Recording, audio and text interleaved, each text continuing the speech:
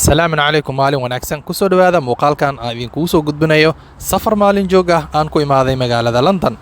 Muuqaalkan kuma faahfaahinayo war ama warbixin kaliya waxaan ku soo gudbinayaa muuqaalkii safarkii bilowga markaan ka tagay magaalada Fekho iyo intaan ku soo guda jiray iyo markaan imaaday magaalada London. Safarkan aan ku imaaday magaalada London ma aha safarkii ugu horeeyay aan kaga baxo waddanka Sweden. Ilaan waxaan hore idinkugu soo sheegay muuqaal hore in aan 9 sano kadib safar baawur isku wada maray wadamada Sweden, Denmark, Jarmal iyo Holland.